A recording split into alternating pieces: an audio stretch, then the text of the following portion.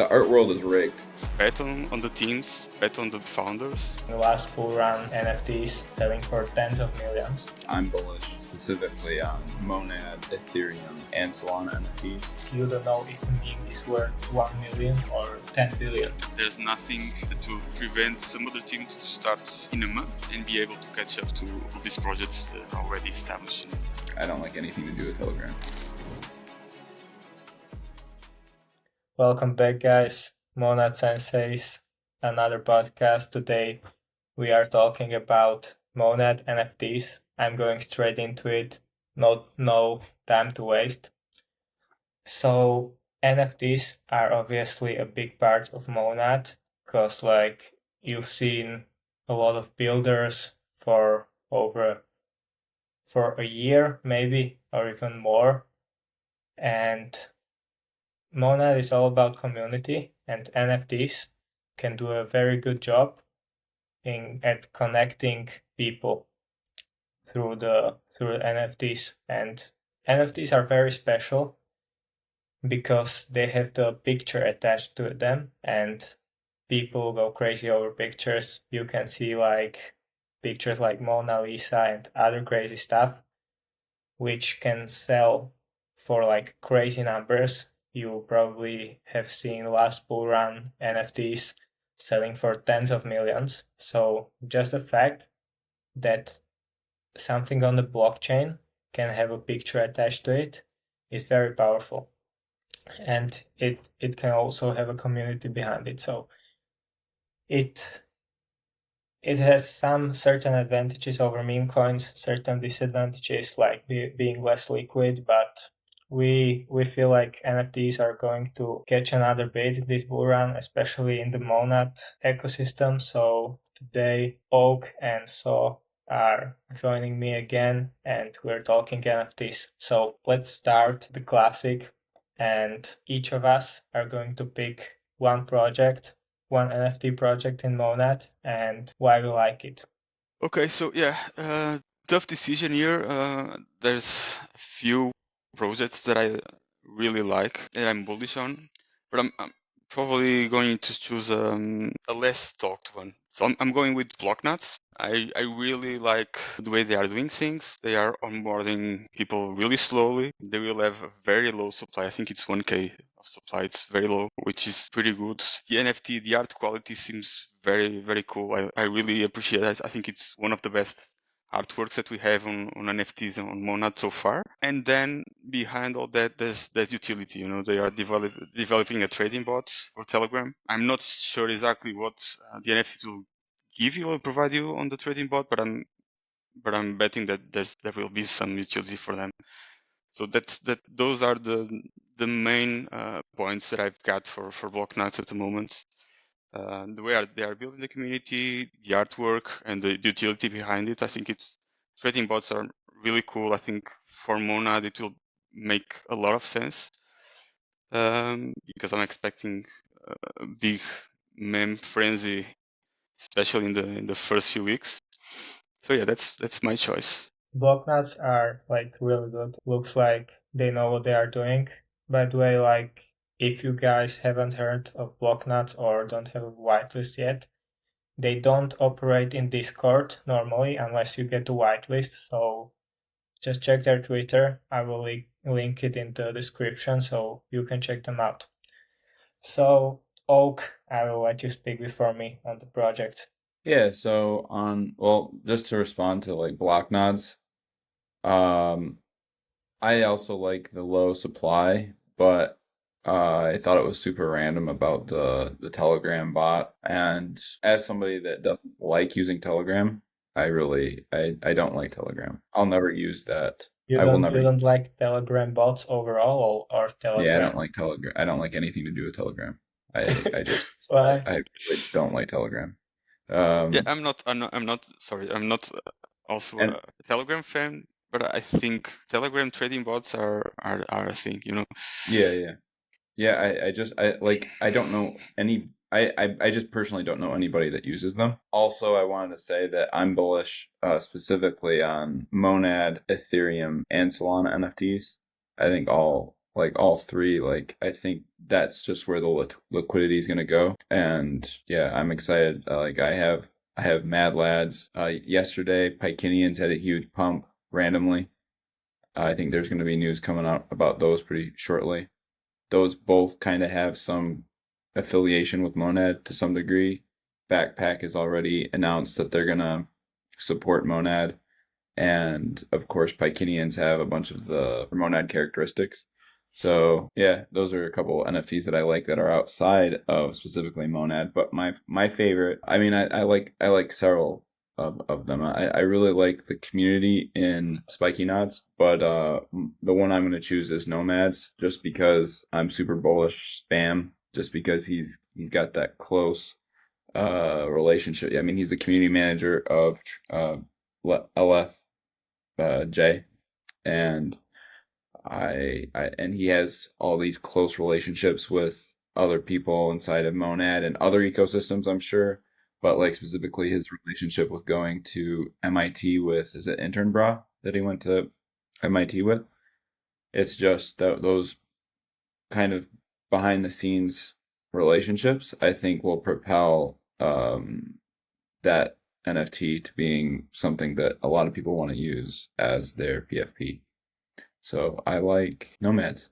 Yeah, Yeah, I'm bullish Spam. especially. Shout out to Spam. Shout out Spam. Shout I out to didn't Spam. know that he went to MIT, but I've seen the art, Yeah, he's a which genius, probably, right? He's yeah, probably a I've seen the art and the art looks good. I mean, to be honest, art isn't the most important thing in NFTs, in my the art world opinion. is rigged. The art world is rigged. Uh, Yeah, like the stuff that they show up in Sotheby's, like these fine pieces of artwork, like those people are chosen, and I feel like it's similar in the NFT world. It's all about what's chosen and what has the best utility and what's connected to the biggest projects. I mean, it's like specifically that's why Mad Lads are so huge, is because they have all these partnerships and they have a team that is well connected. yeah, exactly. And Mad Lads aren't like some crazy, insane art that no one else can do. They are pretty basic. Yeah, Man, they And to have be honest, like great founders. Mad Lads, yeah. Armani and Tristan are like two goats that got together. You know, Hmm. it's kind of unfair. Yeah. Sometimes when I look at it, it's kind of unfair that they are really really good. Yeah. And if you watch them in conferences, in interviews, and something, you you know right away those guys are really good. So like applying what you just said to Monad NFTs, what teams behind the NFTs are creating an unfair advantage for their projects? for sure, I mean, themes are definitely more important than art. So for me, by the way, guys, like we haven't prepared this, so we don't know what projects are the other people going to pick, and I am picking Chog. So you probably weren't expecting this, but I definitely picked Chog because, first of all, the biggest narrative in Monad, I think, are meme coins, or biggest trend. So people in Monad are like crazy, funny, retarded, so they are going to go for the memes, definitely. And Chog is very well positioned because obviously there are three main mononymous, Molandek, Moyaki, and Chog already has like a project around it, which Benja in the Discord has said that they are going to be an NFT collection. So like Benja, very good guy, very good founder. They have a pretty good team. If you compare the Chog server compared to other NFT servers, Chog is like the best because they've developed their own casino. Normal NFT projects are just Rumble, Smash Cards, and Gartic. While Chog is really special, I like Benja. I think he's really, really smart. I've talked to him for a little time before he started building, and yeah, I like him. So good founder, good narrative. One of the three biggest memes on Monad, three biggest mononymous. So I think Chog is very, very well positioned. Yeah, I agree with you. I think they are doing an awesome job on building their community. They started later than most of the other projects, but they are really picking up some pace.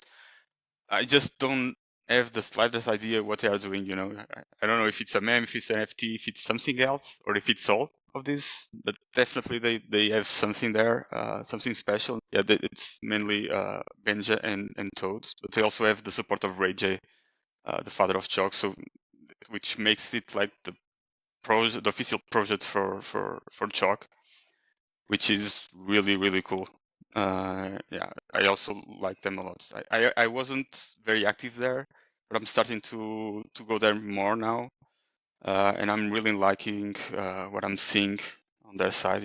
It's really really cool project. I think I'm bullish on them. Yeah, I like Chog as well. In fact, they just have a mission right now to give them some feedback. So if you're in their Discord, go do that mission. Yeah, I like their proprietary kind of games, like you said, and I like, yeah, it's just there's good banter in there when there is games. You know, this thing where you can get sent to hell or get rise out of hell and go to heaven.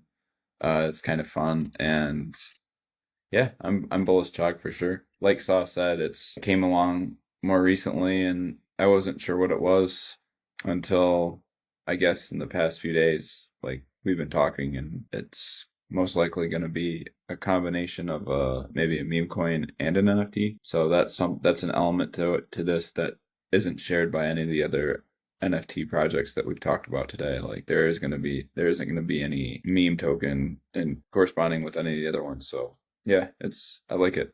Yeah, if I had to guess, out of all the NFT projects currently in Monad, I would definitely pick Chog as the number one because it fits the narrative perfectly. Like Chog is literally perfect.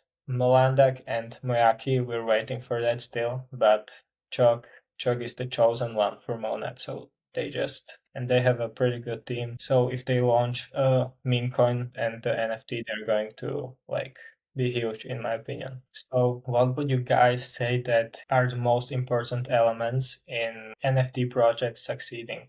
Like I alluded to before, a well-connected team, decent art and lore that kind of amplifies it. Like one thing that's been kind of confusing to watch is how Monadians have gone from being like something like when I first joined Monad community, I thought they were going to be like the Mad Lads of this. And like their community has really slowed down. So right now, Chog has momentum. They've created all of these really cool games and they have a fun community, but they have to keep it up. Like they have to keep kind of introducing new things that keep people interested because if they don't, then it will slow down. And like the testnet keeps on getting pushed back. And at this point, it doesn't seem like mainnet will come out until maybe late next spring or early next summer. And who's going to be able to keep momentum? It very well likely might be something that hasn't even been started yet. It might be something that comes out in March and just all of a sudden bursts onto the scene and has a lot of momentum going into mainnet. Yeah, totally agree. The more they push the mainnet depth, the more possibilities for new projects have to start building and getting a good position. Shock is a good example. They started like I don't know 1 or 2 months ago with their discords, and yeah, now they are probably top three. So there's nothing that will prevent some other team to start in a month and be able to catch up to all these projects that are already established and building. Chug is cool. I will link it in the description. Now I just want to share some thoughts about the Monadians thing. I think Monadians would have become the Madlets of Monad if they launched when they wanted to, because I don't know, Oak, if you were already in Monad, but they plan to launch on Ethereum Yeah, and I knew. then convert into Monad once Monad launches. So they generated a lot hype when they wanted to launch and then decided to postpone it for Monad. So they had insane hype around them, but ended up dying a little bit. But I think they are still going to do well. So what are your thoughts about the NFTs? It's very close to what Hoke said. I think it's a combination of a very strong community base, a very strong team, a good lore. Lore building is very, very important just to connect the project itself, the community, to bring outsiders into their idea. It really helps to have some kind of product behind it. Doesn't matter if it's an app, if it's a wallet, whatever. It really helps to have something being built in the background. And I know a lot of NFT projects that started as, or at least they advertised as just a PFP project, and then after the mint or right on the mint, they announced that they have some kind of utility. There's plenty of examples that did this in the last run. So I'm not discarding any project because they are just saying it's a PFP project, because like we were talking just now, things change very quickly, and yeah, and you can be lying, you can say, oh, this is just a PFP, just to get farmers out of the way, and then when the mint comes or after the mint, you announce some kind of utility, or some kind of partnership or whatever. So yeah, I think bet on the teams, bet on the founders, bet on the lore building, bet on the community. It's a combination of all those factors. Yeah. It's really hard to see it from outside without knowing really what's going on in the project. But probably the main factor that I would go, or the one that I like to look at the most, is the founders. Who's building, what they did before, who are they connected with, their ideas. This is, for me, is probably the biggest factor. I think actually like having utility behind NFTs and meme coins, those are like quite similar. It's not always the best idea because like, for example, if you do guys know Bitcoin puppets, they are like weird, funny, cringe looking guys. Looks like some kid drew them and they are super funny. I don't think they have any utility, but they are super cool. And I think like if they don't have any utility, people can't cap the upside. If they, for example, had some utility that other project with 50 million market cap has, then they will compare it to that one and kind of like don't see it going higher than that. But if they have no utility, just a meme, and it's hard to value those things. Like you don't know if a meme is worth 1 million or 10 billion. So they have a lot of memetic power. It's a thing that Murat talked about on Twitter too, which is a guy who you've probably seen. He blew up on Twitter. Yeah, he's shilling his bags, but he has some pretty valid points. Yeah, those are my thoughts on utility, but it can also work with projects like Budgie Penguins. They sell in real life plushies and produce real life revenue, so it depends a lot. But it can or cannot work in certain projects. Yeah, it depends on the founders, what they are able to do. It's like Medlands, they minted and then they started launching an exchange, a wallet. They have tons of partnerships. It's not like having utility for utility. It's how the team and the founders are able to deliver. For me, it's the main factor when I look at any project, really, not only NFTs. It's the team, what they did before, how they talk, their communication is really important. And yeah, I try to get their background and understand what they did. Try to understand what their ideas or the way of thinking is. And it's a combination of all these things that makes me more or less bullish or bearish or whatever. Yeah, I would definitely look for themes in projects and a narrative. Those are like the two biggest one, theme and narrative. So today we discussed a lot of NFT projects. I would say that those really good that are worth it we mentioned are Chog, Blocknuts, Monad Nomads, Spiky Nuts, Monadians, and I would throw in a bonus, which are Breath of a Stoa NFTs, which are in-game NFTs of a game. So Breath of the Stoa isn't an NFT project, but a gaming project.